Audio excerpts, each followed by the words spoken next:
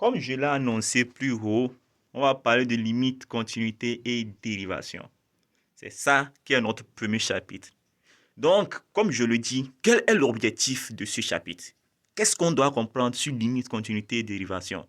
Quels sont les points essentiels à maîtriser pour ne plus avoir de problème avec les limites, les continuités et la dérivation? Donc, c'est ça qu'on nous on appelle communément l'objectif pédagogique ou bien objectif spécifique. Donc, à la fin de ce cours, toute personne ayant suivi ça attentivement serait capable de faire quoi? De calculer les limites des fonctions composées. Lorsqu'on parle de fonctions composées, vous savez. Donc, on peut prendre par exemple si je dis g rond f. On a parlé de ça en seconde, on a approfondi ça en première. Donc ici, chacun d'entre vous sait ce qu'on appelle composé d'une fonction. Donc, en deuxième point, utiliser des propriétés de comparaison pour déterminer la limite d'une fonction donnée. Donc, il y aura certains théorèmes qu'on va donner, parmi lesquels on va citer le théorème des gendarmes, qui va nous permettre de calculer les limites aussi. Donc, il y aura beaucoup de théorèmes. Après, déterminer éventuellement les branches infinies ou asymptotes à la courbe représentative d'une fonction f donnée. Ce qu'on appelle les branches infinies, ça, communément, on demande ça dans plusieurs exercices. On aura utilisé ça. Donc, ces termes-là, ça a écrit sur un bout de papier déposé. Branche infinie, asymptote, c'est ça on appelle encore branche infinie, quoi.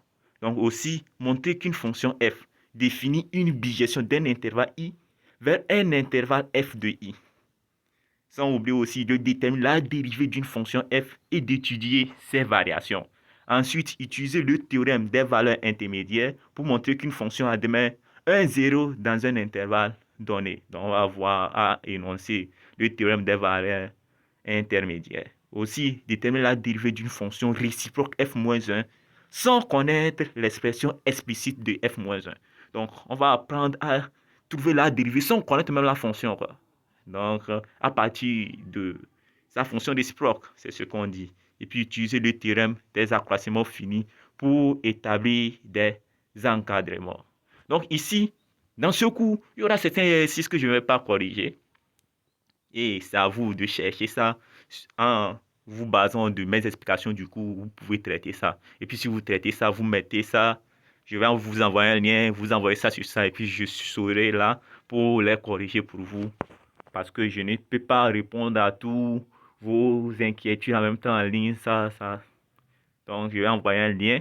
Je vais vous envoyer directement sur mon WhatsApp et puis on va essayer de comprendre ensemble. Donc, comme je le disais, on ne va pas perdre le temps. On va parler en même temps des limites. Comme en première, on sait ce que c'est que la limite. Donc, on va juste faire certains appels. Les limites de référence. Lorsqu'on parle de limites de référence, c'est les limites que, à partir de ça, tu vois une fonction comme ça, tu donnes la réponse. Ça, par exemple, la limite lorsqu'il tend vers l'infini de x. Ça, on sait que lorsqu'on dit l'infini, si c'est plus l'infini, ça fait plus l'infini. Si c'est moins l'infini, ça fait moins l'infini. Ça, c'est une limite de référence. Donc, sur chaque chapitre, que ce soit en logarithme, exponentiel, tout ça, je vais vous donner certaines limites de référence. Ces limites de référence vont vous permettre de calculer n'importe quelle limite d'une fonction. Donc, ici, les rappels. Donc, on a A et C étant des réels, on a la limite lorsque x tend vers A de C égale à C, parce que A et C sont des réels. La limite lorsque x tend vers moins l'infini de C égale à C, et la limite lorsque x tend vers plus l'infini de C égale à C. Étant donné que C est un réel, sa limite ne change pas. Maintenant, A est un nombre réel et N est un antinaturel non nul. On a la limite lorsque x tend vers plus l'infini de x à la puissance n égale à plus l'infini. La limite lorsque x tend vers moins l'infini de x à la puissance n égale à plus l'infini si n est pair et moins l'infini si n est impair. Maintenant aussi, la limite lorsque x tend vers plus l'infini de 1 sur x à la puissance n est égale à 0. Et la limite lorsque x tend vers moins l'infini de 1 sur x à la puissance n est égale à 0 aussi. Ici, on aura réel sur infini qui est 0, quoi. On a toujours, lorsqu'on prend réel sur infini, ça fait 0. Ça, il n'y a pas à discuter. Maintenant, lorsqu'on prend la limite lorsque x tend vers 0 de x à la puissance n, on dit 0. La limite lorsque x tend vers a de x moins a à la puissance n, ça fait 0. Ce sont des limites de référence. Donc ça, c'est à maîtriser. Il n'y a pas quelque chose que tu vas dire que comment ça a maîtriser ces limites. Lorsque tu vois ça, tu appliques. Maintenant, on dit pour n pair, on a limite lorsque x tend vers 0 de 1 sur x à la puissance n égale à plus l'infini. Et pour la limite lorsque x tend vers a de 1 sur x moins a à la puissance n égale à plus l'infini. Pour n impair, on a la limite lorsque x tend vers 0 à gauche de 1 sur x à la puissance n égale à moins l'infini, et à droite, ça fait plus l'infini. De même, à gauche ici, ça fait moins l'infini. À droite, ça fait plus l'infini. Donc, ce sont des limites de référence. Sans oublier la limite lorsque x tend vers 0 de la racine carrée de x, ça fait 0. La limite lorsque x tend vers plus l'infini de la racine carrée de x, ça fait plus l'infini, parce que la racine carrée d'une fonction est toujours positive. Et la limite lorsque x tend vers a de sinus x, ça fait sinus a. Limite lorsque x tend vers a de cosinus x, ça fait cosinus a. Sans oublier aussi que la limite lorsque x tend vers 0 de sinus x sur x, ça fait 1. Et la limite lorsque x tend vers 0 de tangente x sur x, ça fait 1 aussi. Limite lorsque x tend vers 0 de cosinus x moins 1 sur x, ça fait 0. Et limite lorsque x tend vers 0 de 1 moins cosinus x sur x carré, ça fait 1 sur 2. Donc, c'est en quelque sorte certaines, c'est pas tout quand même, certains nombres de limites de référence que j'ai élaborées pour vous, que si vous maîtrisez ça, vous pouvez vous en sortir avec les limites. Pour ceux qui veulent approfondir leurs connaissances, j'ai fait une vidéo que je vais vous envoyer qui démontre certaines de ces limites de référence. Mais ça, c'est pas forcé. Si vous maîtrisez ça, vous allez vous en sortir. Mais ceux qui veulent au moins approfondir leurs connaissances, il y a une vidéo que j'ai démonté pour les cosinus. J'ai démontré certaines limites de référence. Maintenant, à part les limites de référence, on va parler de limites et opérations. Limite de la somme de deux fonctions. Donc, f et g sont des fonctions numériques. A, 1 et L, des nombres réels. Donc, on prend f et g des fonctions A, L et L' des nombres réels.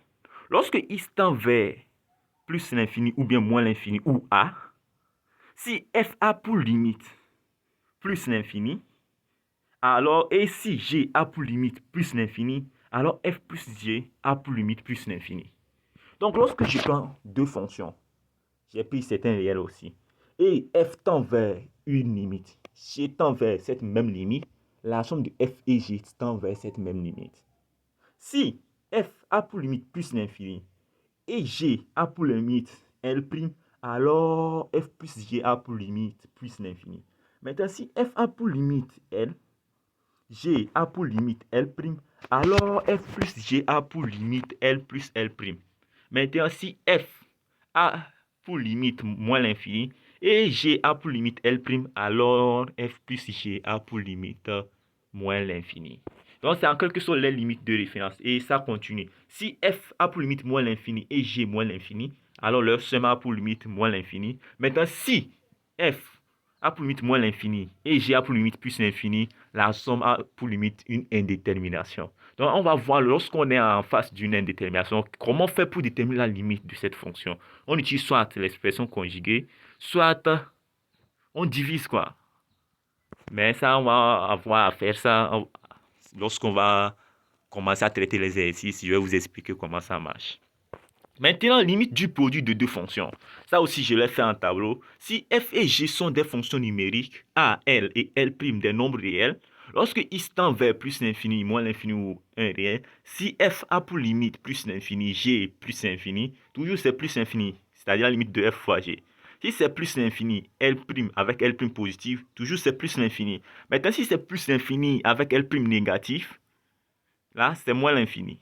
Maintenant, si c'est L', là, c'est L fois L', ainsi de suite. Donc, lorsque vous allez regarder bien ce tableau, vous pouvez vous en sortir. Pas la peine de vous expliquer à la détail. Vous regardez le tableau comme je l'ai expliqué avec les autres. C'est comme ça marche, quoi. Maintenant, on va parler de limite du quotient de deux fonctions. Lorsqu'on parle du quotient, c'est f sur g. Si g est différent de 0, parce qu'on a dit que si on a a sur b, b doit être différent de 0 pour que le quotient là existe. Donc, si on a ça, même raisonnement, si f a pour limite L et g a pour limite L' avec L' différent de 0, donc on a f sur g a pour limite L sur L'. Même chose, et puis on suit le même raisonnement, et puis on arrive à s'en sortir. Maintenant, si f a pour limite 0, g 0, c'est une indétermination, parce qu'on n'a pas 0 sur 0 n'existe pas. C'est une indétermination. Donc, on aura affaire avec ça.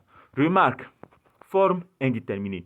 Lorsque les tableaux ci-dessus ne permettent pas de déterminer la limite d'une somme, d'un produit ou d'un quotient de deux fonctions, connaissant leurs limites respectives, on dit qu'il y a indétermination ou forme indéterminée. on a 4 types de formes indéterminées.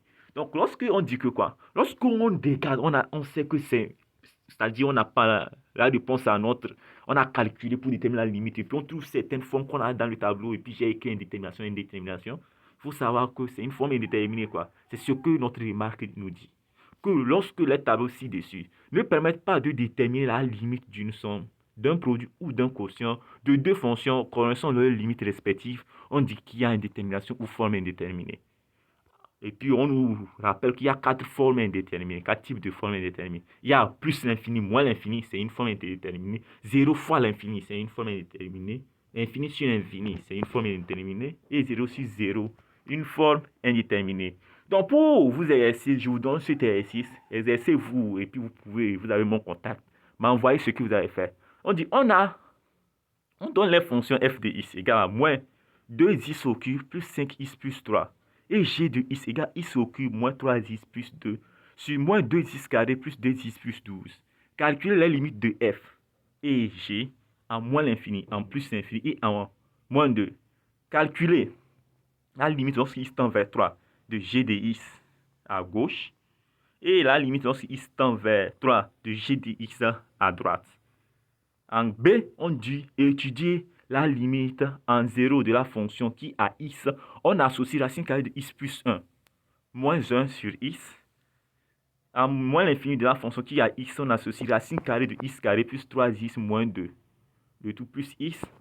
Et en 0 de la fonction x, on associe sinus x sur racine carrée de x. Donc, bonne réflexion. Je compte sur vous pour m'impressionner suivant les propriétés que j'ai données en haut. J'espère que chacun d'entre vous pourra s'en sortir. Donc, c'est ce que j'ai à dire. Maintenant, on va parler de limite et inégalité. Lorsqu'on parle de limite et l'inégalité, on dit soit A, un élément de grand R union plus l'infini moins l'infini. F et G, deux fonctions numériques de la variable n ayant des limites en A. Si f est supérieur ou égal à g, alors limite lorsque x tend vers a de f de x est supérieur ou égal à la limite lorsque x tend vers a de g de x. Ça, c'est limite des inégalités. On me dit que lorsque je prends une fonction f, je prends une autre fonction g, et je sais que f est supérieur ou égal à g, dans leur limite, la limite de f serait supérieure ou égale à la limite de g lorsque x tend vers le même de l. Théorème. A et L sont des éléments de grand R, union plus l'infini moins l'infini. F, G et H des fonctions. Si f est supérieur ou égal à g, et limite lorsque x tend vers a de g de x égale à plus l'infini, alors limite lorsque x tend vers a de f de x est égal à plus l'infini. Donc, lorsque j'ai deux fonctions f supérieur ou égal à g, je calcule la limite de g. Si la limite de g est égale à plus l'infini, dans la limite de f aussi, ça fait plus l'infini. Si f est inférieur ou égal à g et la limite de g de x est égale à moins l'infini, alors la limite de f de x, ça fait moins l'infini. Maintenant, si g est inférieur ou égal à f, qui est inférieur ou égal à h, et la limite lorsque x tend vers a de g de x égale à la limite lorsque x tend vers a de h de x, qui est L, alors la limite lorsque x tend vers a de f de x est aussi L. C'est ça qu'on appelle le théorème dit des gendarmes. Le théorème des gendarmes dit quoi? Lorsque j'ai trois fonctions, f, g et h, si la limite lorsque x tend vers a de g est égale à la limite lorsque x tend vers a de h, donc celui qui est au milieu, appelé f, a même limite que les deux là. Donc c'est ce qu'on appelle le théorème des gendarmes. Maintenant, on suppose ici que g de x est positif. Maintenant, si la valeur absolue de f de x moins l est inférieure ou égale à g de x et la limite lorsque x tend vers a de g de x est égale à 0, alors la limite lorsque x tend vers a de f de x est égale à l. C'est un cas particulier du théorème des gendarmes. Maintenant, on va parler de limite d'une fonction composée ou limite utilisant le changement de variable. Pour le moment, on s'arrête ici pour aujourd'hui. On a tant parlé, tant discuté. J'espère que ça va vous servir à vous en sortir dans n'importe quel exercice concernant les limites pour le moment. Maintenant, en attendant de parler des limites de composés, essayez de lire, de regarder, d'enregistrer, de télécharger pour relire, regarder la vidéo pour pouvoir vous en sortir.